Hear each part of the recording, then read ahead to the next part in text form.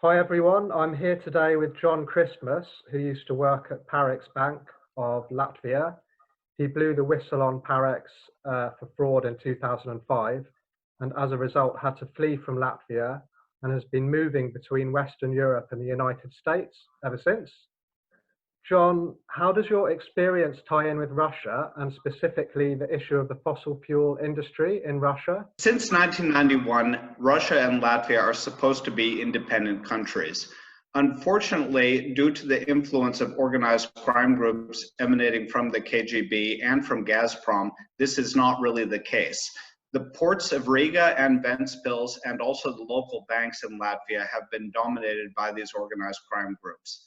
I had the bad luck to get recruited to work for the largest bank in this system, which was called Parex Bank. Latvia is a member of EU and NATO. Did anything change when Latvia joined those groups? Latvian politicians talk endlessly about how they love the EU and NATO and about how they share human rights values with the West. However, in practice, it's just not true. The oligarchy and the law enforcement in Latvia, in reality, is closely tied with the Putin regime. I'm sorry to hear that. The Western media makes out Latvia to be a success story. Latvia is certainly not a success story. When I was at Parex Bank, I noticed that the bank was making large fraudulent loans to known criminals connected with Russia. I reported this to the Latvian authorities. The result was that they refused to investigate the frauds. The crooks loaned even more money to themselves and crashed the national economy. I got chased out of the country with threats. The threats were never investigated. And then I received a letter from the Latvian police to an address where I was hiding abroad, explaining to me that they were not going to investigate the frauds or the threats. I took the letter itself to be a threat because they were showing me that they knew my address. That's really horrible. Surely the EU or the United States can step in and help the Latvian people. But what the EU has done has been completely counterproductive. They just lend more and more money to the corrupt Latvian government. The main way that they do this is that the European Central Bank is the largest investor in bonds that are issued by Latvia, which fund all of this corruption. The United States has been better. They did blacklist a couple of the Russian mafia banks in Latvia, and they also blacklisted one of the Latvian oligarchs. Another thing they did, which tied in with my whistleblowing, is they collected a penalty in a case where Daimler Bus and Solaris Bus were bribing Riga City to sell buses. In that case, the United States gave the completed case to Latvian officials, inviting Latvian officials also to collect penalties for this bribery that was within Latvia. And the Latvian officials decided not to use the information and not to collect the money. So why should Latvia borrow money from the European Central Bank if they don't even try to collect back money that's lost to corruption? Part of your activism is against the European Bank for Reconstruction and Development. However, the EBRD is a taxpayer-funded development bank created apparently to foster transparency and democracy in Eastern Europe. There's a lot of rhetoric on their website which says that kind of thing. They should be on your side. So what is your complaint about them? Well, this was another unpleasant surprise for me during this whole whistleblowing process, is when the EBRD got involved. I thought they would investigate. They would say the truth that this bank was a fraud and that would be the end of it. But instead what they did is they claimed that nothing was wrong with the bank, that they studied the bank's assets and they were okay, which was not true. And then they announced that they invested in the bank, that they purchased shares in the bank. And this was supposed to prove that the bank was solid and the assets were good. It turned out later that this was a fraudulent transaction, that actually Latvia secretly paid them the money and more to pretend to pay the stocks. So it was a fake investment designed to cover up fraud. Why the EBRD is doing this, I cannot really understand, because it's the opposite of their mandate. If you look at the EBRD website, yes, it's about transparency and democracy and all these good things. They even say that they're fighting global warming. But what they actually did in this case, and they did it again with a successor bank to Parex, and the second fraud is still running now, is that they announced that they invested into these banks, but then it turned out to be fake investments where they got the money kicked back to them. Suppose you have a pizza place and you're selling very low quality, terrible pizzas.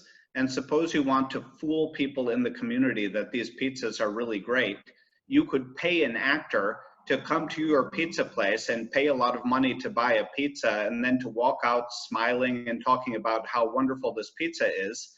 And maybe other people would see that, and other people would then buy the pizzas thinking that the pizzas might be really good. But what if they then find out that the pizzas actually are terrible, and that the reason why the first guy went in to buy one was not because he actually liked the pizzas, but it was rather because he was secretly paid to go in there and buy the pizza? The EBRD covered up my whistleblowing by making a fake investment in Parex Bank stock. This was in 2009, and that fake purchase went until 2014 when it got reversed back quietly. There is a second similar fraud which is running right now, which is with the Parex Bank successor, which is called Citadele Bank.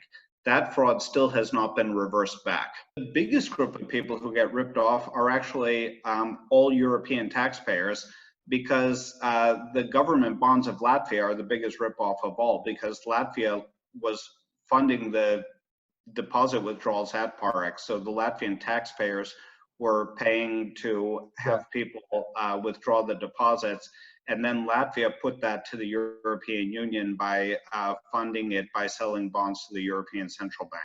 Oh, I see. Right. Oh my God. I mean, who actually got ripped off at the end of the day depends whether Latvia ever pays back its bonds or not. I mean, if Latvia pays back its bonds, then it means the Latvian taxpayers are ripped off. Whereas if Latvia defaults on the bonds eventually, then the Europeans will get ripped off. But either way, somebody is going to get ripped off. And what exactly is going to happen in the future is not known yet. But what is known is that there have been a lot of lies already. I mean, these two privatizations of Parex Bank and Citadele Bank were both fake. So what's happening now with the influence of Gazprom and the fossil fuel transport in Latvia? Well, this is one of the sad things in not just in Russia, but in other countries around the world that have a lot of fossil fuel, is that often it turns out to be a curse rather than a blessing. The main problem being that the money does not actually go to the community, that the money goes to organized crime groups. So there's corruption that surrounds the fossil fuel industry. The other problem, of course, is environmental concerns. I mean, that burning fossil fuels is bad for the environment. But I could see, at least if the business were done honestly, and if the money actually went to the community from drilling and burning the fossil fuels, then at least there would be some kind of a rationale for doing it. But when you have an economy where the money from the fossil fuels is getting stolen by organized crime groups and it's also polluting the atmosphere, then nobody wins except the criminals. Like, there's no economic benefit, and there's also environmental degradation. Latvia's connection to the fossil fuel industry is the ports and the banking. So the fossil fuels are not actually found in Latvia, but rather they are transported through ports in Latvia, and also the shady banking that's associated with the organized crime groups goes on in Latvia. Is there anything the USA or the European Union can do about this?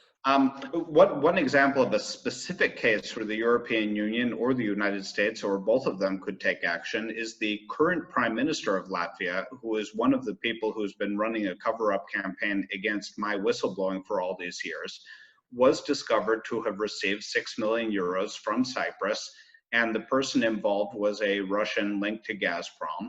This is something that should be investigated and should be prosecuted. The Latvian prosecutors aren't investigating, they aren't prosecuting, they aren't doing anything. But European or American authorities could use this, and could use this to force change on Latvia. There are good people in Latvia who are activists both for the environment and against corruption. However, they're just overwhelmed by the amount of money that's coming from the corrupts and ruining the system. But Americans or Europeans could do something, and they could start off with the Prime Minister. Okay, John, thanks for meeting today and for that very interesting information about the situation in Latvia and how it's related to Russia and the EBRD and Gazprom and the fossil fuel industry. And I'm sure I'll be able to help you with this. Thank you, Matt, for your activism and interest. I do think it's important in Europe to have more people who are active, who are interested, who keep themselves informed, and who are not apathetic about environmental issues and corruption issues. I encourage anyone who's interested specifically in Latvia to check out my website, lawlesslatvia.com, or my YouTube channel, Latvia v EBRD. Thank you.